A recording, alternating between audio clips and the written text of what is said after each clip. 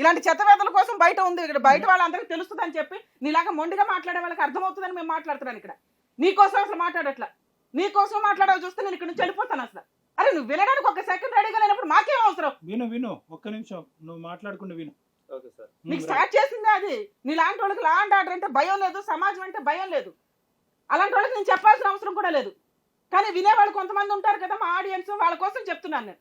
కాసేపు సైలెంట్గా ఉండు బాబు, చేసిన భాగవతాలు చాలు. కానీ మేడం వీళ్ళకి కేసు ప్రొసీడింగ్స్కి వచ్చేసరికి యాక్ట్ ఆఫ్ గాడ్ అనుకుందాం ఒక రకంగా. అంటే ఒక అన్ఎక్స్పెక్టెడ్ ఇన్సిడెంట్లో అమ్మాయికి యాక్సిడెంట్ జరిగింది, బెడ్ రీడన్ 2-3 months, 2 పిల్లలు ఉన్నారు. అప్పటిదాకా మంచోడే, మేబీ అది మాస్క్ మంచితనం. అంటే ప్రతి ఒక్కళ్ళలో ఒక క్రుయాలిటీ, ఒక చెడు ఉంటుంది, అది సిచ్యుయేషన్ బట్టి బయటకు వస్తుంది.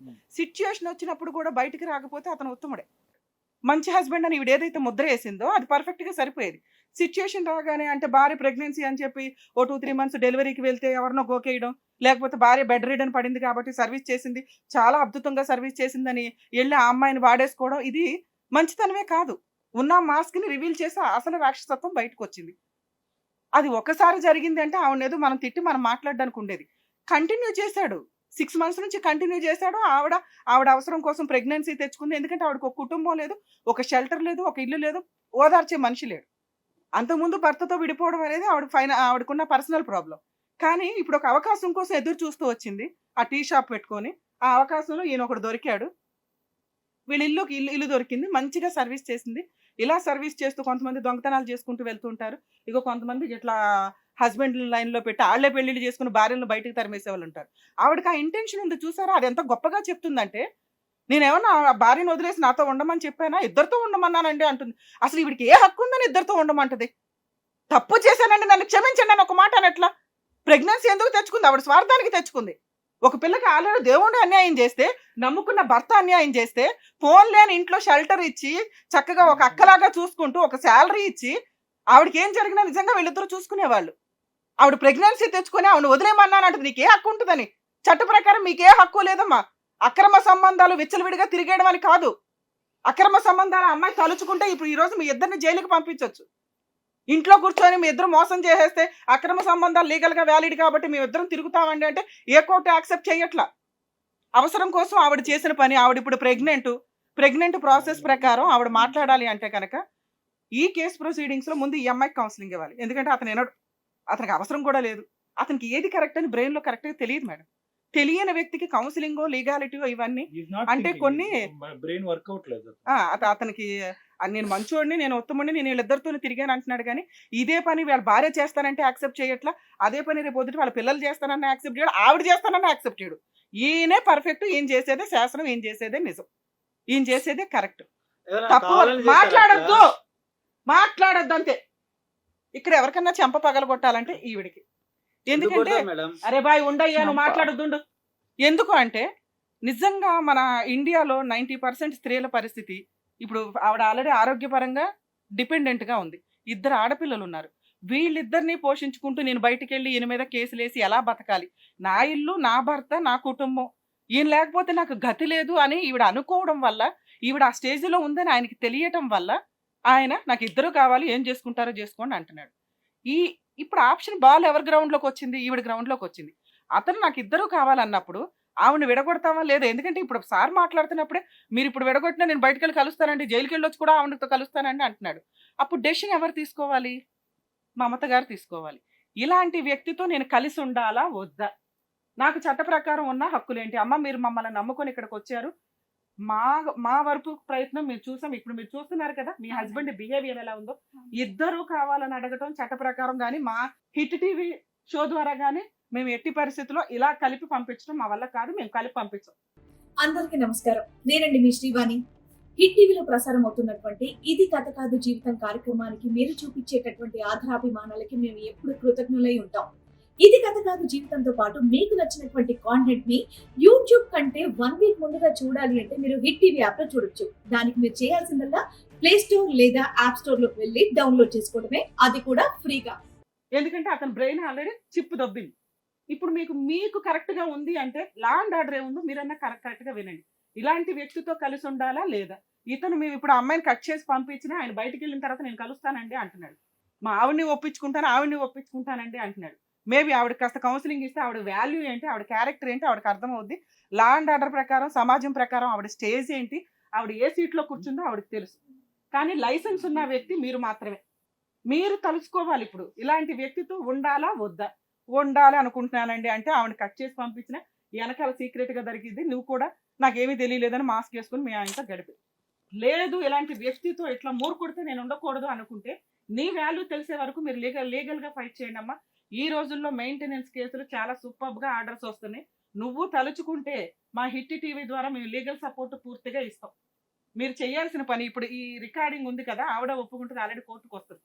ఈ ఇంట్లో పెట్టుకొని అక్రమ సంబంధం పెట్టుకున్నదందుకు మీరు వీళ్ళిద్దరి మీద క్రిమినల్ కేసు ఫైట్ చేసే రైట్స్ ఉంటాయమ్మా. పిల్లలకి మీకు మీ ఆరోగ్యం బాగోదు, మెడికల్ రిసిప్ట్స్తో సహా మీరు మెయింటెనెన్స్ వసూలు చేసుకోగలుగుతారు. డీవీసీ డొమెస్టిక్ వైలెన్స్ కేసు కూడా వేయొచ్చు. మీరు ఏ ఇంట్లో అయితే ఉంటున్నారో అది ఆల్రెడీ మీ హస్బెండ్ ఓన్ హౌస్ అమ్మా. దాన్ని ఖాళీ చేయకుండా అతన్ని బయటికి పంపించేసే రైట్స్ మీకు ఉంటాయి.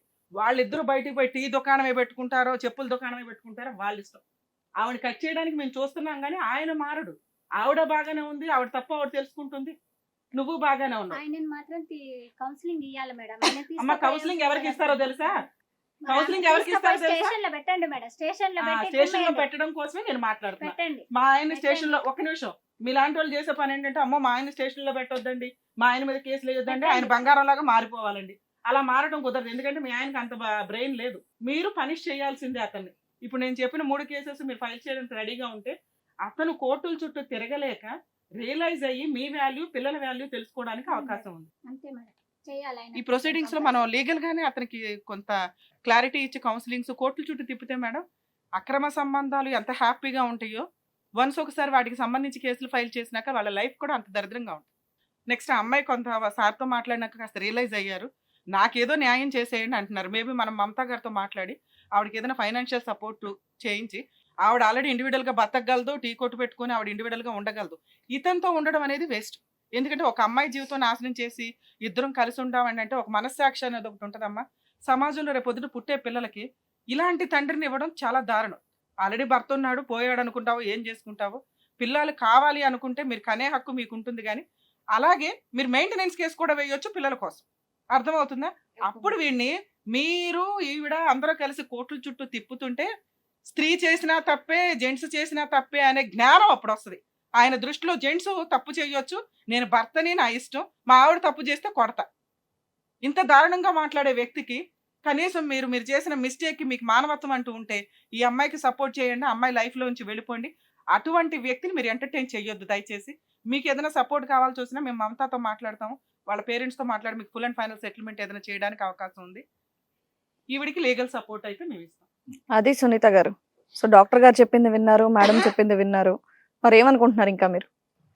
బ్రతుకు నేను బ్రతుకుతాను మేడం, నన్ను వదిలేయండి. మేము వదలటానికి ఏముందమ్మా, మేము ఎప్పుడో వదిలేసాం.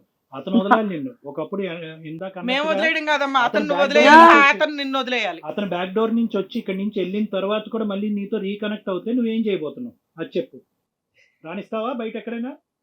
లేదు సార్. చెప్పించి కొడతాగా? కొడతాను సార్. Right, okay. ఆవిడ రియలైజ్ అయింది చక్కగా. కనీసం థ్యాంక్స్ అమ్మా, మా స్టేజ్కి మాకు రెస్పెక్ట్ ఇచ్చావు. ఒక అమ్మాయి జీవితం నువ్వు తప్పు చేసిన దానికి నిలబెట్టినట్టు లెక్క ఒక రకం. జాగ్రత్త. అది హరి. సో డాక్టర్ గారు చెప్పింది విన్నావు, మేడం చెప్పింది విన్నావు, ఇదో ఆవిడ దారి ఆవిడ చూసుకుంటా అని చెప్పేసి వెళ్ళిపోయింది. మరి ఇప్పుడు నువ్వేమంటున్నావు? నువ్వు గనక మీ ఆవిడ చెప్పింది వినకుండా ఇలాగే వితండవాదన కనుక చేసినట్టయితే బొక్కలో దోయించే పని మేడం చూసుకుంటారు. ఎటుగా అసలు ఎవరు ఉండరు ఇంకా. నీకు ఇద్దరు కావాలన్నారు కదా, ఒక్కరు కూడా ఉండరు ఇంకా. నన్ను ఏం చేయమంటారు మేడం చెప్పండి? ఆవిడ వదిలేసి నీ భార్యతో ఉండు. ఒకవేళ నువ్వు అట్లా ఉండలేదు అంటే ఆవిడ మాకు ఇన్ఫార్మ్ చేస్తే మేము లీగల్ గా ఆవిడ సపోర్ట్. అది ఓకేనా? జాగ్రత్త నాన్న. సో అదే హరి, ఏమంటావు? సరే మేడం, ఎక్కడ చూసుకోవాలి అక్కడ చూసుకుంటా.